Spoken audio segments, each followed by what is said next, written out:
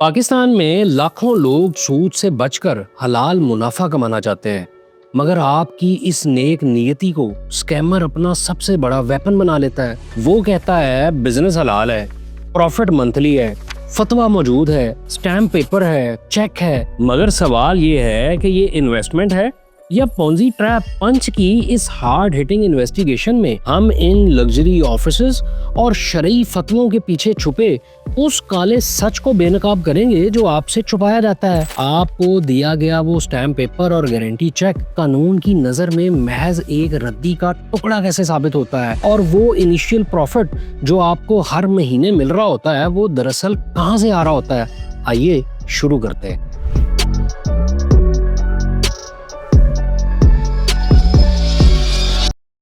اس اربوں روپے کے ڈیجیٹل ڈرامے کا آغاز کسی خفیہ تہہ خانے سے نہیں ہوتا، بلکہ اس کا پہلا وار آپ کے اسمارٹ فون کی سکرین پر ہوتا ہے۔ ہمیں عموماً لگتا ہے کہ شاید اس فراڈ کا شکار صرف ان پڑھ یا دیہاتی لوگ ہوتے ہوں گے، لیکن حکومتی اور عدالتی ریکارڈز ایک انتہائی خوفناک پیٹرن بے نقاب کرتے ہیں۔ ان نام نہاد حلال انویسٹمنٹ سکیمز میں لوٹنے والوں کی اکثریت درمیانی عمر کے پڑھے لکھے طبقے کی ہے، جنہوں نے اوسطاً 10 سے 15 لاکھ روپے کی خطیر رقم ان فراڈیوں کے حوالے کی۔ آخر ایک پڑھا لکھا انسان اس جال میں کیوں پھنستا ہے؟ کیونکہ حلال منافع، شریعہ کمپلائنٹ اور مضاربہ جیسے الفاظ ایک ایسا سائیکولوجیکل ٹریپ ہے جو ایک عام پاکستانی کے دماغ پر ایسے ٹرسٹ سگنل کا وار کرتے ہیں کہ اس کی تمام تر تنقیدی سوچ لمحوں میں مفلول ہو جاتی ہے۔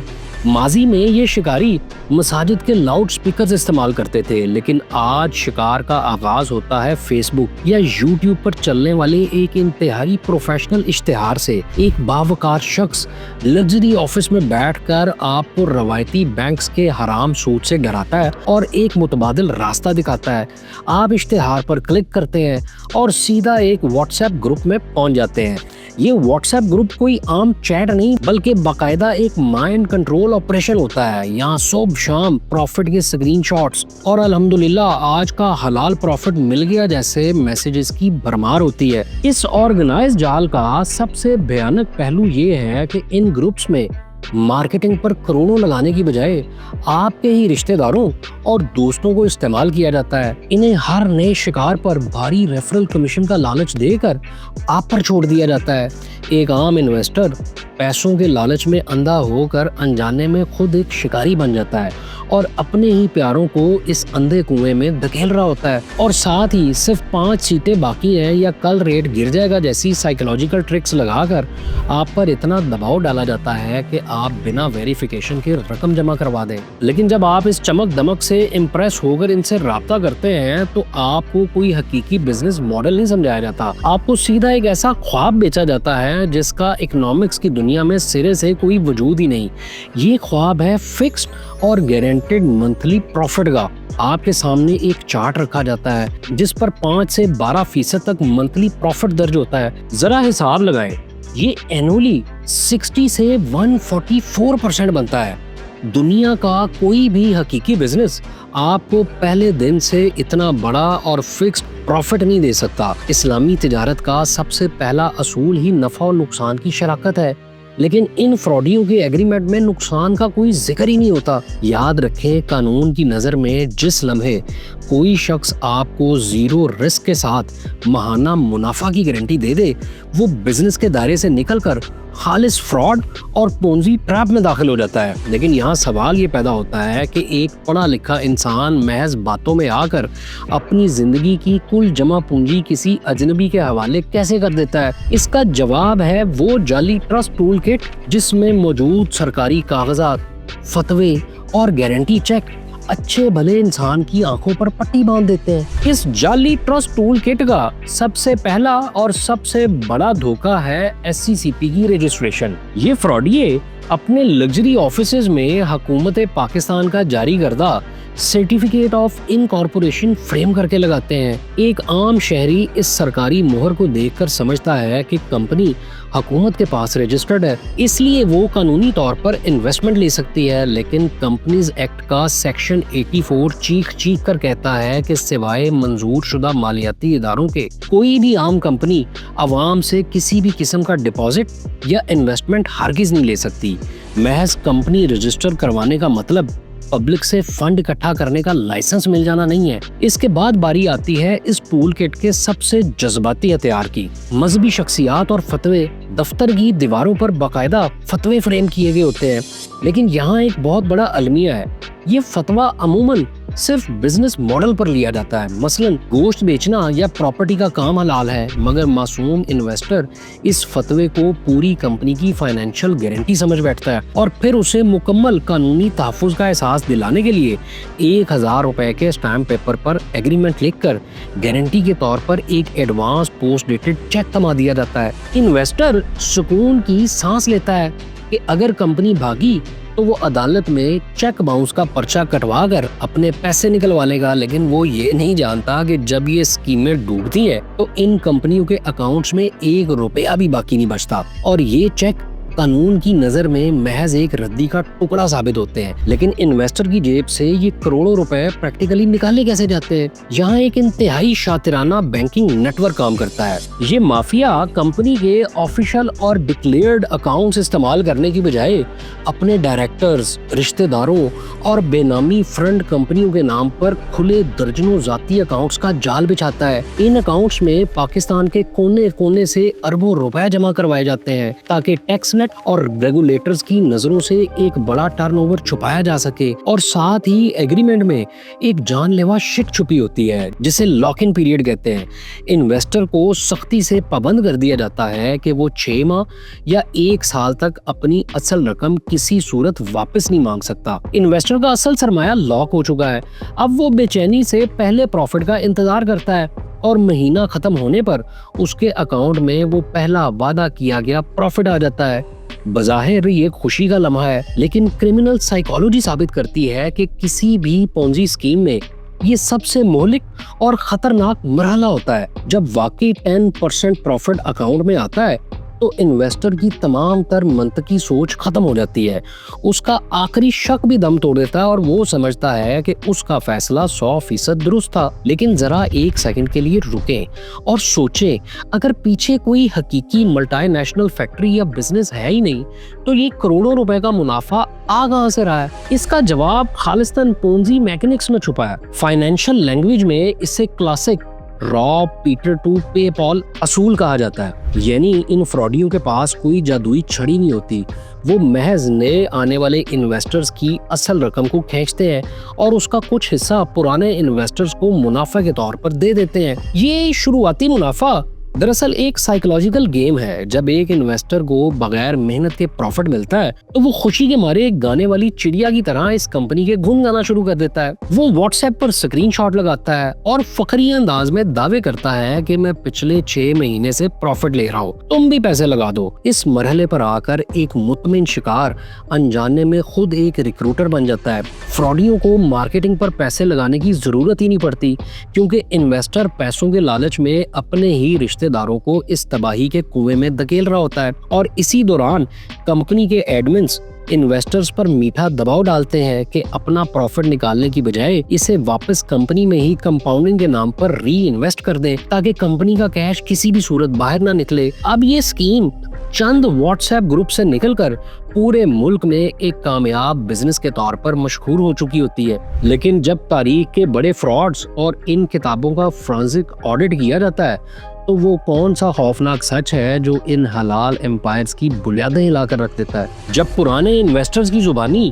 پروفٹ کی کہانیاں گردش کرنے لگتی ہیں تو یہ مافیا اپنے آپریشن کو نیکسٹ لیول پر لے جاتا ہے، جسے ہماری انویسٹیگیشن میں دی گرینڈ فساد یعنی ایک انتہائی آرگنائزڈ اور جھوٹا روپ کہا گیا ہے۔ ملک کے سب سے بڑے اور لگژری 5 اسٹار ہوٹلز میں شاندار سیمینار ہوتے ہیں، महंगे मोटिवेशनल स्पीकर्स बुलाए जाते हैं और स्टेज पर खड़े होकर वो कामयाब इन्वेस्टर्स जज्बाती तकरीरें करते हैं जिन्हें शुरू के चंद महीनों में प्रॉफिट मिल चुका होता है। अवाम पर ये रोब डालने के लिए कि उनका ग्रुप एक मुस्तनिद इंटरनेशनल बिजनेस है, कानून की आंखों में धूल झोंकी जाती है। मिसाल के तौर पर आई स्मार्ट ग्रुप के ऑफिशियल रिकॉर्ड चेक करें।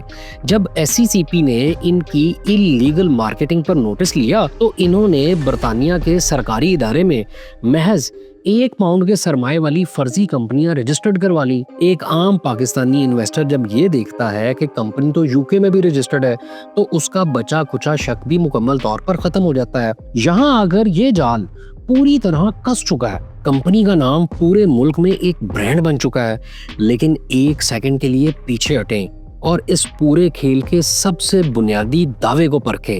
ये कंपनियां फ्रंट पर जो भी बिजनेस दिखा रही थी, चाहे वो मैग वेंचर्स का हलाल गोश्त एक्सपोर्ट करने का दावा हो या B4U का क्रिप्टो और ट्रेडिंग का मॉडल, क्या इनके पास वाकई इतनी प्रोडक्शन थी कि वो हर महीने अवाम को अरबों रुपए का प्रॉफिट दे सके? जब हमारी रिसर्च टीम ने इन नाम नेहाद हलाल इन्वेस्टमेंट प्लेटफॉर्म्स का फाइनेंशियल पोस्टमार्टम किया तो एक ऐसा सच सामने आया जिसने इस पूरी कॉर्पोरेट इमारत को जमीन बोस कर दिया। नैब और फाइनेंशियल मॉनिटरिंग यूनिट FNU की क्लासिफाइड रिपोर्ट साबित करती हैं कि ये तमाम स्कीम्स शुरू दिन से ही अनसॉल्वेंट यानी दिवालिया थी। इनके पास कोई हकीकी कारोबारी असासे या मल्टीनेशनल फैक्ट्री सिरे से मौजूद ही नहीं थी। जो थोड़ा बहुत बिजनेस फ्रंट पर रखा जाता है, मसलन गोश्त का एक आध कंटेनर या चंद प्रॉपर्टीज की फाइलें, उसका मजमूई साइज इतना होता ही नहीं कि वो अरबों रुपए के माहाना प्रॉफिट को किसी भी सूरत जस्टिफाई कर सके। ये सिर्फ एक फ्रंट होता है ताकि पीछे चलने वाली इलीगल मनी सर्कुलेशन के खेल को छुपाया जा सके। तो फिर अवाम का दिया हुआ ये अरबों रुपया आखिर जा कहाँ रहा था? इसका जवाब हमें एहतसाब ब्यूरो की अलमारियों में दफन एक ऐसी पुरानी फाइल से मिलता है जिसने उस वक्त पूरी रियासत की बुनियादें हिलाकर रख दी थी। ये कोई पुराना किस्सा नहीं है, ये बाकायदा वो ओल्ड ब्लूप्रिंट है जिस पर आज की हर डिजिटल स्कीम खड़ी है। हम बात कर रहे हैं 2013 के बदनामे जमाना मुजारबा स्कैंडल की।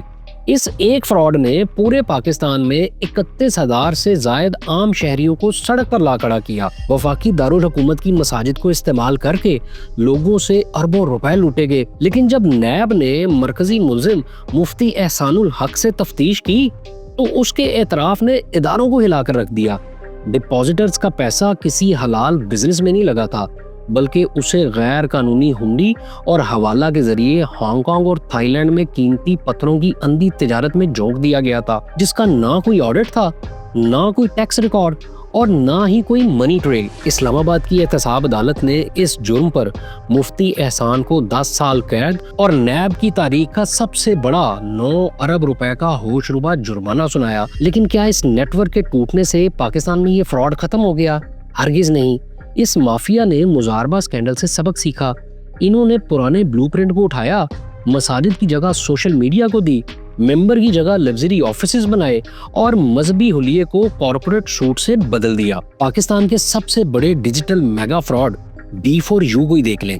सैफुर रहमान नामी शख्स ने ट्रेडिंग और IT के नाम पर 17,500 शहरियों को लूटकर 7.3 बिलियन रुपए का कैपिटल इकट्ठा कर लिया। नाम और पैकेजिंग जरूर बदल गई, लेकिन इस डिजिटल गुलाफ के अंदर मौजूद पॉन्जी स्ट्रक्चर आज भी बिल्कुल वैसा है। लेकिन अगर ये कंपनियां हर महीने अरबों रुपए लोगों से इकट्ठे कर रही होती हैं और इब्तदा में सबको प्रॉफिट भी टाइम पर मिल रहा होता है, तो फिर अचानक ऐसा क्या होता है कि ये पूरा सिस्टम एकदम से नीचे आ गिरता है? आइए देखते हैं कि एक मेगा पॉन्जी स्कीम लड़खड़ाती कैसे है और वो कौन सा पॉइंट होता है जब एडमंड्स की मीठी बातें अचानक बहानों और धमकियों में बदल जाते हैं। एक मेगा पॉन्जी स्कीम की तबाही का आगाज कभी रातों रात नहीं होता। इसकी मौत का सबसे पहला सिग्नल प्रॉफिट का बंद होना नहीं, बल्कि मैनेजमेंट की तरफ से शुरू होने वाले प्रोफेशनल बहाने होते हैं। हमें ये समझना होगा कि किसी भी पॉन्जी स्कीम की लाइफलाइन सिर्फ नया पैसा है। जिस दिन नए आने वाले इन्वेस्टर्स की तादाद कम होती है, इस पूरे फ्रॉड की मुआशी शरेआनें कट जाती हैं। यहाँ आकर इन्वेस्टर्स की आंखों में धूल झोंकने के लिए ताखीरी हरबों का एक शातिराना खेल शुरू होता है। जिन्हें पहली तारीख को मुनाफा मिलता था, उन्हें व्हाट्सएप पर मैसेज आता है कि SECP के नोटिस की वजह से अकाउंट्स फ्रीज है। सॉफ्टवेयर अपडेट हो रहा है या कस्टम में माल फंसा है, अगले महीने डबल प्रॉफिट मिलेगा। ये बहाने इतने एतमाद से बनाए जाते हैं कि मासूम इन्वेस्टर इसे एक आर्जी बिजनेस प्रॉब्लम समझकर खामोश हो जाता है और एन उसी वक्त मार्केट से आखिरी कैश खींचने के लिए अचानक बम्पर प्रमोशंस और डबल कमीशन ऑफर्स की भरमार कर दी जाती है। अगर कोई समझदार इन्वेस्टर खतरे को भांपकर सख्ती से अपनी रकम वापस मांग ले तो वो मीठी बातें करने वाले एडमिन्स अचानक बदतमीज हो जाते हैं। लग्जरी ऑफिसेज के बाहर बाउंसर्स खड़े कर दिए जाते हैं और व्हाट्सएप ग्रुप्स को एडमिन ओनली कर दिया जाता है ताकि कोई शिकायत ना कर सके। इन्वेस्टर के दिल में खौफ बैठ चुका होता है और फिर वो दिन आ जाता है, वो दिन जो हजारों खानदानों के लिए मुआशी क़यामत लेकर आता है। जो दफातर कल तक ग्राहकों से भरे थे आज उन पर भारी ताले लटक रहे होते हैं। Websites down, Facebook pages delete और डायरेक्टर्स के फोन नंबर्स हमेशा के लिए बंद। माफिया सारा कैश समेट कर गायब हो चुका होता है। इस खौफनाक लम्हे में इन्वेस्टर भागम भाग बैंक पहुंचता है और वो advance post dated cheque counter पर पेश करता है, लेकिन चेक बाउंस हो जाता है क्योंकि माफिया के अकाउंट में 1 रुपया भी नहीं होता और वो कानूनी गारंटी समझे जाने वाला स्टैम्प पेपर कानून की नजर में महज एक रद्दी का टुकड़ा साबित होता है। जब एक आम शहरी दिन दिहाड़े यूं लुट जाता है तो उसके दिल से एक ही गुस्से भरा सवाल उभरता है, हुकूमत कहाँ थी? SCCP, नैब और FIA क्या कर रहे थे? एक आम आदमी का सबसे बड़ा कानूनी मुगालता ये है कि वो समझता है कि इदारे सो रहे हैं। हकीकत ये है कि ये माफिया हमारे लीगल सिस्टम के लूप होल्स का इंतहाई बेदर्दी से फायदा उठाता है। SCCP मुसलसल अलर्ट्स देता है, भारी जुर्माने लगाता है, लेकिन जब इदारा एक्शन लेता है तो ये फ्रॉडिये क्या करते हैं?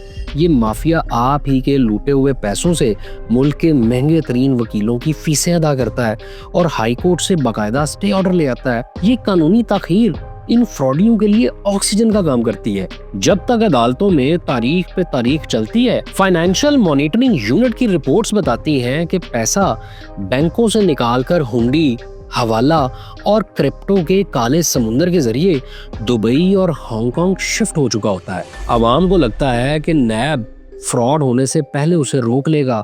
नैब कोई प्रिवेंटिव फोर्स नहीं है, वो उस वक्त हरकत में आता है जब अरबों रुपए का मुआशी कत्ल हो चुका होता है। B4U के मेगा स्कैंडल को ही देख लें। नैब की इंक्वायरी, असासों की नीलामी और 4.5 साल के तवील तरीन कानूनी अमल के बाद जाकर कुछ मुतासरीन को बमुश्किल 40% रकम वापस मिल सकी। यही वजह है कि जब नैब लाहौर की खुली कचहरियों में आई स्मार्ट और डबल शाह जैसी स्कीमों के मुतासरीन पेश होते हैं तो उनमें वो बेवाएं होती हैं जिन्होंने अपनी पेंशन लगा दी और वो बुजुर्ग होते हैं जिन्होंने हज की रकम इन फ्रॉडियों के हवाले कर दी थी। सालों अदालतों की खाक छानने के बाद इन्हें समझ आता है कि रिकवरी का अमल कितना तकलीफ दे और इम्पॉसिबल है। तो फिर एक आम पाकिस्तानी खुद को इस तबाही से कैसे बचाए? हलाल मुनाफा कमाना गलत नहीं, लेकिन बगैर वेरिफिकेशन हर हलाल कहलाने वाली स्कीम पर अंधाधुंध एतबार कर लेना सीधी मुआशी खुदकुशी है। फ्रॉडिये आपके मजहबी जज्बात को अपने दिफा के तौर पर इस्तेमाल करते हैं। अपनी जमा पूंजी और मेहनत की कमाई लुटाने से पहले ये 4 प्रैक्टिकल रेड फ्लैग्स हमेशा अपने जहन में बिठा लें। पहला ये कि याद रखें, दुनिया के हर हकीकी हलाल बिजनेस में नुकसान का खतरा हमेशा होता है। जो कंपनी आपको असल रकम के 100% महफूज होने और 5 से 12% तक फिक्स्ड मंथली प्रॉफिट की गारंटी दे, वो बिजनेस नहीं, वो खालिस्तान पोंजी स्कीम है। दूसरा ये कि SCCP का महज इनकॉर्पोरेशन सर्टिफिकेट दीवार पर लगा होने का मतलब इन्वेस्टमेंट लेने का लाइसेंस हरगिज नहीं होता।